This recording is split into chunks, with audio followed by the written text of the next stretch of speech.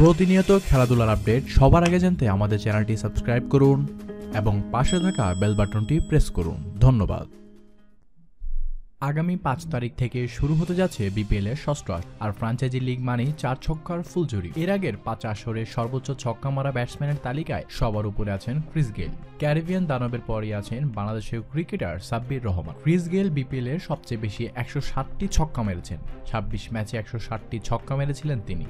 তালিকায় 2-এ থাকা সাব্বির রহমানের ছক্কা গেইলের অর্ধেকেরও কম, মানে 47টি ছক্কা তার। 3 নম্বরে আছেন এনামুল হক বিজয়, তার ছক্কা হচ্ছে 45টি। 4-এ আছেন এভিন লুইস, 43টি ছক্কা মেরেছেন তিনি। 5-এ আছেন মাহমুদুল্লাহ রিয়াদ, তিনিও ছক্কা মেরেছেন 43টি। 6-এ আছেন ইমরুল কায়েস, 39টি ছক্কা মেরেছেন। 7-এ থাকা মুশফিকের ছক্কার সংখ্যা 39টি। 38টি ছক্কা স্যামুয়েলসের। আর 9 নম্বরে থাকা পলার্ডের ছক্কা হচ্ছে 37টি। তামিম ইকবাল 37টি ছক্কা নিয়ে আছেন 10ম স্থানে। ধন্যবাদ জানাচ্ছি আপনাকে এতক্ষণ সাথে থাকার জন্য। ভিডিওটি ভালো লাগলে লাইক করুন এবং আমাদের খেলার পরবর্তী আপডেট জানার জন্য সাথেই থাকুন।